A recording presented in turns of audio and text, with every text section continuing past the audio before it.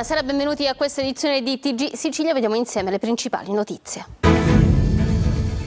La piccola Aurora, morta a 3 anni in un incidente stradale a Villa Abate, era in braccio alla madre quando il padre, ubriaco e senza patente, si è schiantato su un muro alle porte di Palermo. Illesi i genitori e il fratellino gemello. L'uomo adesso rischia l'accusa di omicidio stradale.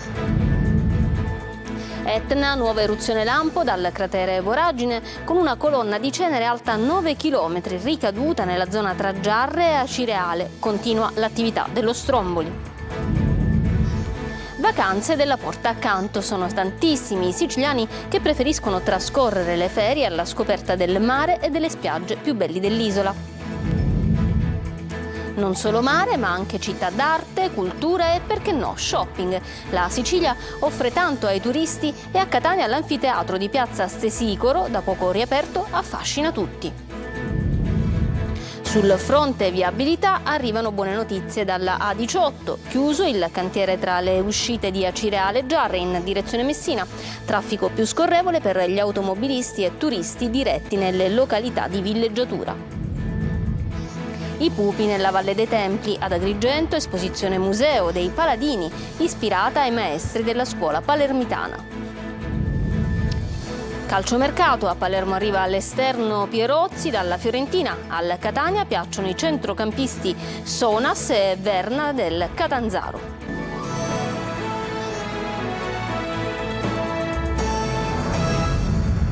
Bentrovati. In braccio alla mamma sarebbe morta così la piccola Aurora di 3 anni, vittima di un incidente stradale a Villa Abate nei pressi di Palermo nella notte tra sabato e domenica. A causare l'incidente il padre, che era alla guida del mezzo e che secondo le prime ricostruzioni sarebbe stato positivo al tasso alcolemico e senza patente. Orazio Longo. Erano stati in una pizzeria sul lungomare di Aspra a Bagheria. Poi, mentre stavano rientrando a casa, l'impatto fatale lungo questo muro in via Natta, nei pressi di un sottopasso dell'autostrada, a finire la corsa contro il terrapieno. Come si vede dalle immagini, sono ancora visibili le tracce della traiettoria, rami spezzate e pezzi dell'autovettura sparsi. A perdere la vita la piccola Aurora di 3 anni, figlia dell'uomo, un quarantenne, che al momento dell'impatto si trova alla guida dell'auto. A bordo anche la mamma, che secondo quanto avrebbe riferito a una parente avrebbe avuto la bambina in braccio, il fratellino gemello di Aurora e quello più grande. Tutti illesi tranne lei, la piccola, a cui non è servita la corsa in ospedale da parte dei sanitari del 118 per salvarla. È la ricostruzione che emerge della tragedia avvenuta nella notte tra sabato e domenica a Villa Abate, a pochi chilometri da Palermo. L'uomo, che secondo le prime notizie sarebbe stato senza patente e con un tasso alcolemico superiore allo 0,5, rischia la denuncia per omicidio stradale. Agli investigatori avrebbe detto che i freni hanno smesso di funzionare, ma sulla dinamica e sulle cause stanno indagando i carabinieri coordinati dalla procura. Mentre in paese qualcuno ricorda che 2 anni fa lo stesso automobilista finì contro 4 auto parcheggiate. Il sindaco di Villa Abate parla di comunità sconvolta. Interviene anche il ministro Salvini, che bolla come irresponsabile l'atteggiamento dell'uomo alla guida e rinnova l'appello al Parlamento affinché si approvi definitivamente il nuovo codice della strada.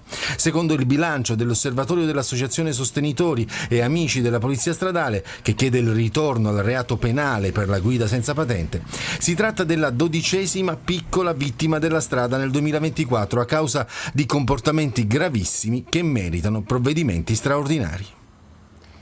L'eruzione dell'Etna adesso, che questa mattina ha dato il buongiorno con forti boati e poi l'immancabile pioggia di cenere lavica agli abitanti del versante sud-est del vulcano. L'INGV segue l'evolversi della situazione, come ci spiega Tonino De Mana. Un'altra eruzione, un altro risveglio tra ripetute esplosioni, fontane di lava e l'immancabile cenere lavica. Etna, croce delizia, da un lato lo spettacolo della natura, dall'altro il rovescio della medaglia, con interi paesi sepolti dalla cenere vulcanica, questa volta caduta copiosa su Milo, Sant'Alfio, Santa Venerina, Zafferana e Giarre. Il risveglio dell'Etna è coinciso con quello degli abitanti, scossi poco prima delle 4 da una serie di boati che hanno preceduto l'eruzione, con fontane di lava visibili anche in Calabria. Osservato speciale ancora il cratere Voragine, con l'INGV di Catania a monitorare l'evolversi della situazione. La frenologia è stata la stessa, però i venti dominanti in direzione est hanno causato la ricaduta di materiale piroclastico fra i paesi di Zafferana e Milo e Giarre. La frenologia si è conclusa dopo circa 6 ore e rientra nella tipica attività esplosiva in intensità parossistica dell'Etna che ormai caratterizza questo vulcano da oltre 20 anni. Conclusa l'attività stromboliana intorno alle 11, resta una colata lavica nella zona sommitale nord-ovest. Nei comuni di Sant'Alfio, Santa Venerina e Zafferana è stato istituito il COC, mentre a Giarre è stato organizzato un vertice intercomunale per fare il punto della situazione e coordinare le azioni di soccorso ed intervento. Andiamo dunque in una Zafferana annerita, pioggia di cenere con i turisti attratti dallo show della natura.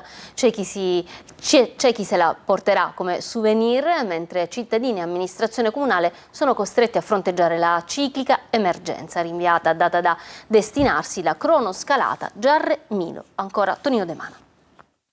Un'autentica pioggia di cenere su Zafferana, siamo a Piazza Umberto, letteralmente ricoperta della coltre nera. Guardate questi tavolini. Più di 2 centimetri di cenere vulcanica depositata. Ombrelli aperti, ma non per la pioggia, tanto attesa in questo torrido inizio d'estate. L'emergenza cenere lavica colpisce duro questa volta il versante sud-est dell'Etna, ricoprendo di sabbia nera Zafferana e dintorni. Mattinata surreale tra chi spazza o si ripara dalla cenere e chi la immortala, pronta a portarla a casa come souvenir. Da dove viene? Da Padova. Per lei questo è uno scenario mai visto? Mai visto, è spettacolare, la natura ci ha proprio lasciato senza parole stamattina. Scommetto che lei prenderà una bottiglietta e porterà un po' di cenere. Già fatto, anche perché ho i bambini di là che sono rimasti affascinati. Un'attrazione. Per noi che siamo in vacanza sicuramente, per chi abita qua e deve magari andare a lavorare potrebbe essere un disagio. Lei che ha pronto qualcosa, una bottiglietta per portarsi questa cenere a Novara? Non ancora, ma farò in tempo. Dove porterà questa cenere? A Novara, E cosa dirà, cosa racconterà ai suoi concittadini? che è bellissimo. Da un lato il turismo, dall'altro i disagi e la consapevolezza di affrontare una ciclica emergenza. Purtroppo torniamo a gestire l'emergenza che abbiamo già vissuto nei 5 anni precedenti, lo facciamo con il sistema che ormai è rodato, abbiamo attivato il COC, abbiamo predisposto le ordinanze che riguardano la circolazione e ora iniziamo a contattare le ditte per cominciare a pulire il territorio. Rinviata a data da destinarsi anche la cronoscalata automobilistica Giarre-Milo ed ora come sempre resta il problema della raccolta e dello smaltimento della cenere che ha già mandato in tilt Catania, tanto da indurre il sindaco trentino a rivolgersi con un post su Facebook ai propri concittadini chiedendo pazienza visto che il servizio di raccolta potrebbe durare più del previsto. Da un vulcano all'altro andiamo a Stromboli, dove questa mattina c'è stata un'assemblea dei residenti dove permane appunto nell'isola l'emergenza legata alle eruzioni del vulcano. Aumenta infatti l'intensità dell'attività. Francesco Triolo.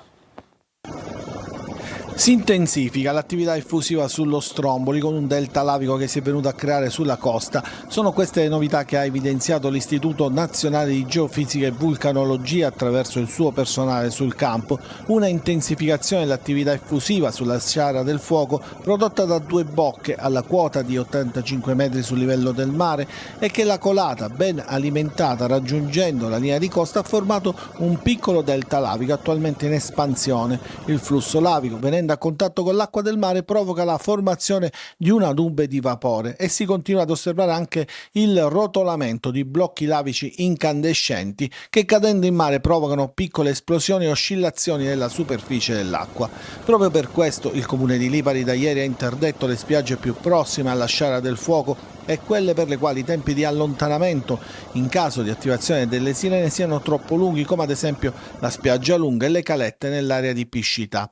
Raddoppiata la presenza dei vigili nel fuoco nell'isola che stanno utilizzando il geoportale per il monitoraggio cartografico avanzato grazie al supporto ai dati satellitari per garantire una sorveglianza continua e dettagliata. Vietato anche l'attracco ai vaporetti delle escursioni giornaliere che si sono riversati però su Panarea.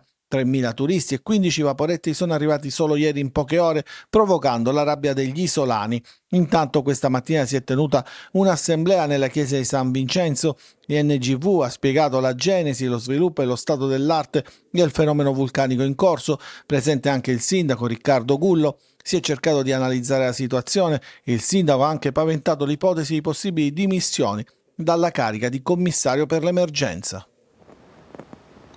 Aggressione contro un operatore del Seus 118, colpito ripetutamente con una stampella da un'anziana durante un intervento al pronto soccorso del Policlinico di Palermo. In un altro episodio, un medico in servizio, sempre al pronto soccorso ma dell'ospedale Papardo di Messina, è stato colpito da un paziente psichiatrico riportando un trauma cranico facciale.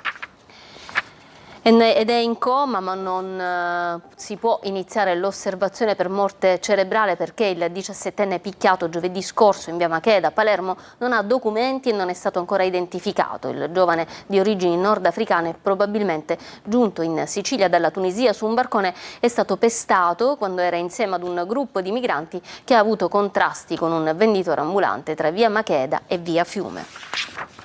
Un giro adesso per le spiagge del Siracusano tra turisti, tanti, e siciliani che scelgono il Mare Nostro per trascorrere le vacanze. Perché? Ce lo racconta Francesco Loi.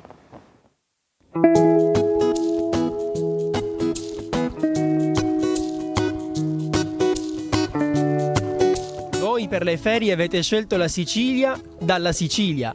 Sì, perché il nostro mare non lo cambierei mai con nessuno. Lei arriva da? Da Catania. La Sicilia è la terra più bella che c'è. Voi da dove arrivate? Da Catena Nuova, il paese più caldo d'Europa.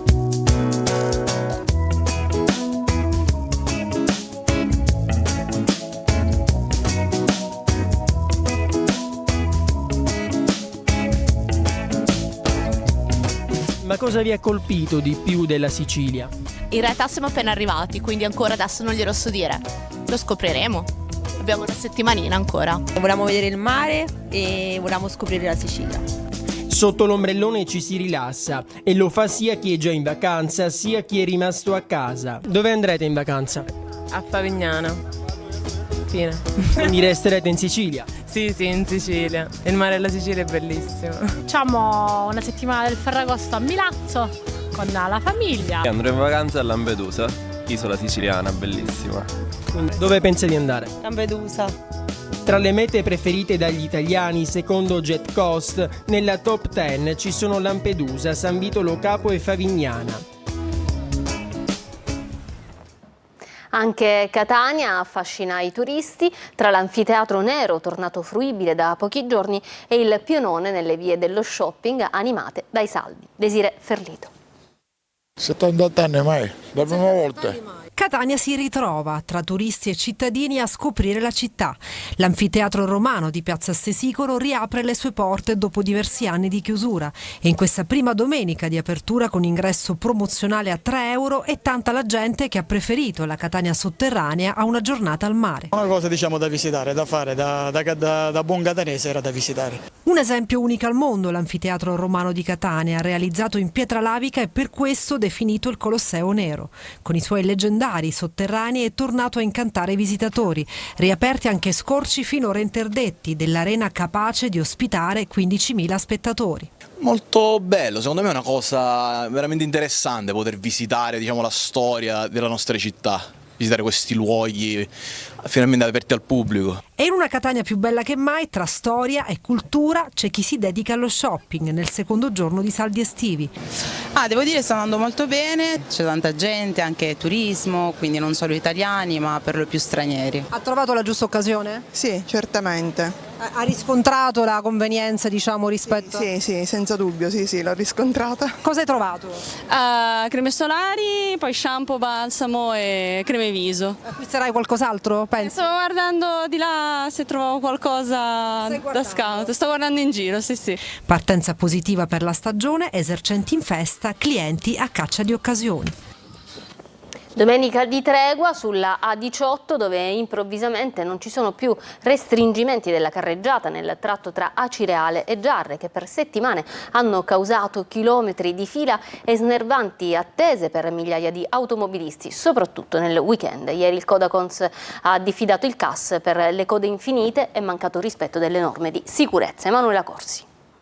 Poco prima dei caselli il Consorzio Autostrade Siciliane ha messo questo cartello: stiamo riqualificando la rete autostradale, guidare con prudenza, ci scusiamo per il disagio, buon viaggio, e vedremo se sarà veramente un buon viaggio. Domenica di respiro sulla A18 nel tratto tra Acireale e Giarre, dove sono in corso lavori di manutenzione. Percorrendo il tratto autostradale, come possiamo vedere, non ci sono più i restringimenti che quotidianamente causano da mesi lunghe file e chilometri di coda, soprattutto nei fine settimana. Una bella sorpresa per i tanti automobilisti in viaggio che si aspettavano un'altra domenica di passione per raggiungere le spiagge del litorale. 2 settimane fa, con le nostre telecamere, vi abbiamo mostrato mezzi incolonnati già a partire dai caselli di San Gregorio, con gli utenti che gridavano alla vergogna. Una situazione perdurante fino a ieri, a stagione turistica avviata. Sotto accusa il CAS, Consorzio Autostrade Siciliane, che gestisce sia la Messina-Catania che la A20 Messina-Palermo, dove anche lì gli utenti segnalano lavori infiniti, criticità e disagi a fronte di costi elevati e spesso non dovuti. Ieri il Codacons ha presentato un esposto ai carabinieri del nucleo ispettorato del lavoro e una diffida al consorzio per valutare la sospensione di ogni attività a seguito delle omissioni nel cantiere, perché stando a quanto denunciato da automobilisti e pendolari, si legge in una nota, si creano enormi disagi, oltre al fatto che gli operai non indossino protezioni di sicurezza.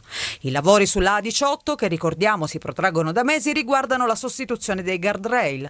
Il consorzio ha programmato la sospensione dei lavori tra una settimana a partire dal 15 luglio. Il clamore mediatico e le continue denunce forse hanno concesso questa tregua domenicale. Partecipazione e cittadinanza sono le sfide indicate da Luigi Renna, arcivescovo di Catania e presidente del comitato organizzatore della settimana sociale in corso a Trieste. Sentiamo uno stralcio del suo intervento prima del discorso del Papa. Abbiamo attinto all'inchiostro della democrazia per rinsaldare il legame tra storia e futuro. Risaltano 2 parole, traduzione concreta della dottrina sociale della Chiesa e del suo magistero: partecipazione e persona. Entrambe con la lettera P, non è un caso, come la politica, anzi la miglior politica, come lei ci dice nella Fratelli Tutti, a servizio del bene comune, dell'Italia, dell'Europa, del mondo intero, con lo stile della fraternità, quello che ci insegna il buon samaritano. Tutti insieme abbiamo trovato qui il luogo per riscoprirci popolo che è pronto a partire e a riprendere il suo cammino nella vita quotidiana, con delle grandi sfide, quelle della partecipazione e quella di una cittadinanza vera, autentica. Forse non tutti sanno che anche ad Agrigento c'è una scuola di pupi siciliani ispirata ai maestri palermitani. In vista dell'evento Capitale della Cultura, ora è possibile ammirare l'esposizione Museo. Davide Sarto. Nel centro storico, a pochi passi dal Teatro Pirandello, in uno dei locali dell'ex convento dei Padri Filippini, è esposta la collezione dei pupi realizzata dal maestro Carmelo Guarneri. Si tratta di una mostra permanente di ben 50 esemplari di pupi lavorati rigorosamente a mano che rievocano le epiche gesta cavalleresche dei paladini di Carlo Magno in lotta contro i saraceni, con tutto un corredo di scenari e sipari. Ho imparato per conto mio a fare i pupi siciliani scuola palermitana, perché ci sono 2 scuole, c'è la scuola palermitana e la scuola catanese. Questa è scuola palermitana, però né li ho visti fare e neanche me lo hanno insegnato. E i nostri pupi che abbiamo qui ad Agrigento, questa vasta collezione di pupi siciliani, non sono secondi a nessuno. Nella prospettiva di Agrigento, capitale della cultura, l'esposizione assume un valore di rilievo e attrae numerosi turisti e soprattutto bambini affascinati dai pupi con le loro armature luccicanti e le piume variopinte sugli elmi.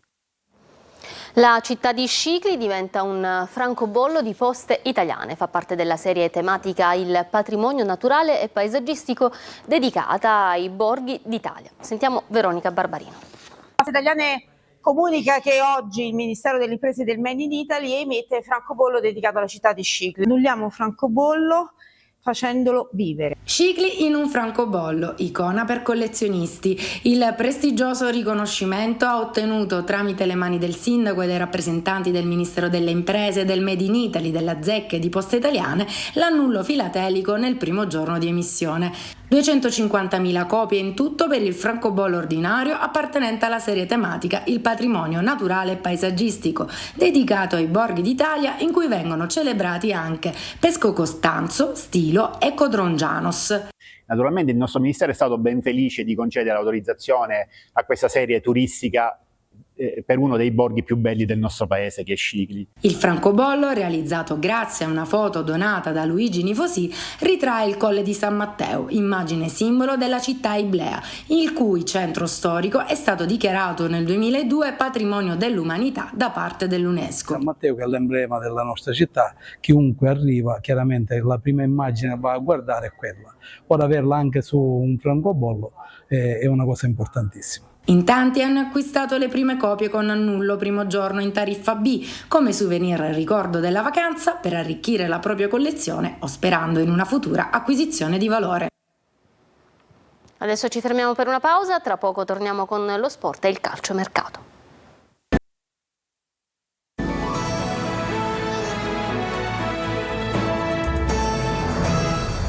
Ritorniamo in studio con lo sport. Oggi primo giorno di ritiro a Livigno per il Palermo, che ha preso dalla Fiorentina il terzino Pierozzi. A breve l'ufficialità di Anastasio al Catania, che segue Verna e Morra. Sergio Colosi. Il primo a faticare in ritiro è il Palermo, che tra piogge e basse temperature ha cominciato a Livigno la nuova stagione. La società ha chiuso la trattativa con il terzino destro Nicolò Pierozzi, 23 anni dalla Fiorentina, la scorsa stagione 12 presenze in Serie A con la Salernitana e 3 con i Viola tra Conference e Primavera 1. Operazione definita con lo Spezia, il difensore Nicolau diventa rosanero, al club ligure Soleri a titolo definitivo e Aurelio in prestito. Questione di ore anche per l'ufficialità del passaggio del terzino sinistro Armando Anastasio al Catania, molto attivo sul mercato. Nel settore di centrocampo rimane aperta la pista che porta a Ciccio De Rose, ma dopo Sunas si segue un altro tesserato del Catanzaro e Luca Verna, 31 anni, con tanta esperienza in B. Un dato è certo, la mediana rossazzurra sarà di categoria superiore. Per l'attacco sondaggio per Claudio Morra, l'ultimo anno 20 gol con il Rimini. Tello interessa al Pisa, sfumato il passaggio al Modena di Furlan. Programmazione e organizzazione non appartengono al Messina Gestione Sciotto, che tra una trattativa e l'altra per la cessione dell'ACR in più di 2 mesi è riuscita a confermare Modica e scegliere Pavone. Tra 35 giorni Coppa Italia a Crotone e ad oggi l'organico conta solo 5 calciatori. Dopo Canute e Carici, il Trapani, che sogna il ritorno di Murano, avrà una nuova coppia di centrali in difesa, quasi fatta per ben assai della Lucchese, vicino anche Celiento del Bari, con il capitano Sabatino riconfermato e alternativa nel reparto. Bene, questo era l'ultimo servizio, io vi lascio alla programmazione di Antenna Sicilia e vi auguro una buona serata da parte mia e dei tecnici della regia. Arrivederci.